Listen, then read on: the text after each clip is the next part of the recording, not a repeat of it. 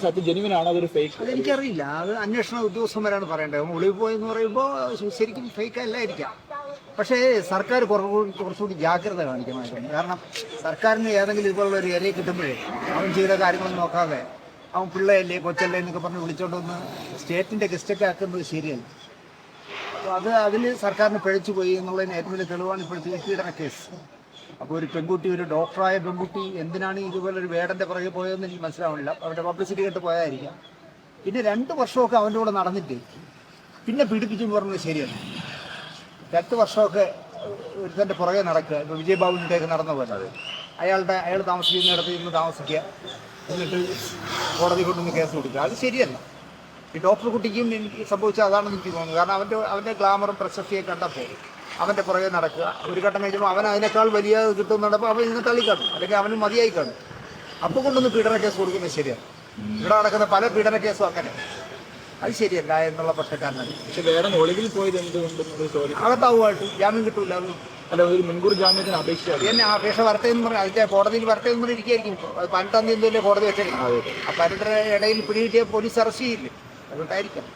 പിന്നെ അവന് ആൾസാധ്യനൊക്കെ ഉള്ളതുകൊണ്ട് ഇപ്പോൾ മുൻകൂർ ജാമ്യത്തിന് കോടതിയിൽ അപേക്ഷിച്ചിരിക്കുന്നതുകൊണ്ട് പോലീസിനെ അറസ്റ്റ് ചെയ്യാതിരിക്കാം. അത് പോലീസാണ് തീരുമാനിച്ചത്. വേളിയിലൊക്കെ വിളിച്ചിട്ടേ അറസ്റ്റ് ചെയ്യണ്ട, അല്ലെങ്കിൽ നിങ്ങളുടെ മുമ്പ് കൂടെ അവൻ ഐസ്ക്രീം കഴിച്ചിട്ട് വേണം പിടിക്കണ്ട എന്നൊക്കെ പറയും. ഇവിടെ പലരെയും അങ്ങനെ വിട്ടിരുന്നുണ്ട് മാസങ്ങളോളം. അത് സർക്കാർ വിചാരിക്കും. സർക്കാർ ഇതിനു വേണ്ടി വിചാരിച്ചേനെ. പക്ഷേ പീഡന കേസായതുകൊണ്ട് ഒരു പേടിയായിരിക്കും പിണറായി. അതുകൊണ്ടായിരിക്കും മുങ്ങിയത്. അപ്പോൾ എന്തായാലും പുറത്ത് വന്നേ പറ്റും. 18-ാം തീയതി ജാമ്യം കിട്ടിയാൽ ഓക്കെ, എല്ലാവരും വന്നേ പറ്റും. കുറച്ചുകൂടിയൊക്കെ നമ്മൾ, നിങ്ങളായാലും ഞാനായാലും സർക്കാരായാലും ഒക്കെ കുറച്ച് ഈ കാര്യങ്ങളിൽ അവധാനത കാണിക്കണമെന്ന് ഞാൻ പറയും. കാരണം ഒരുത്തന്നെ 4 പാട്ട് പാടി ഭയങ്കര പബ്ലിസിറ്റി ഉണ്ടായാൽ അവനെ തലയിൽ ചുമന്നുകൊണ്ട് നടക്കുന്നത് ശരിയല്ല. അത് വളരെ ബോറാണ്. അപ്പോൾ അതുകൊണ്ട് തന്നെ സർക്കാർ കുറച്ചുകൂടി ആലോചിക്കണം. കാരണം ഒരു ലഹരി ഉപയോഗിച്ചിരുന്ന ഒരാളിനെ സർക്കാർ കൊണ്ടുവന്ന് സർക്കാരിൻ്റെ പ്രോഗ്രാമിൽ മുഖ്യ അതിഥിയായി കൊണ്ടുവന്ന് പാടിക്കുക എന്നൊക്കെ പറയുന്നത് സർക്കാർ കാണിക്കുന്ന തെമ്മാടിത്തരമാണെന്നാണ്. അപ്പോൾ വേടന് സർക്കാരിൻ്റെ ഒരു പിന്തുണ ഇതിലൂടെ ഉറപ്പാണെന്ന്. അതുകൊണ്ടാണല്ലോ കഞ്ചാവും എന്താ പുല്ലുന്നൊക്കെ എന്താ തേങ്ങ മാങ്ങ എന്നൊക്കെ പറഞ്ഞ് പിടിച്ചിട്ട് അതൊന്നും പിള്ളയല്ലേന്നല്ലേ വനം വകുപ്പ് മന്ത്രി പറയുന്നത്. ശരിയല്ല. അപ്പോൾ അവൻ്റെ ഫ്ലാറ്റിൽ കയറുമ്പോൾ അതിനൊന്ന് വേറേറ്റം ഉണ്ട് കൂടെ. അവരെന്താണ് കേരളത്തിലെ കാലാവസ്ഥാ വ്യതിയാനത്തെക്കുറിച്ചാണ് അവിടെ സംസാരിച്ചുകൊണ്ടിരിക്കുന്നത്. മഴ വച്ചിരുന്നത് എനിക്കൊന്ന് തേങ്ങ തെളിക്കാനായിരിക്കും.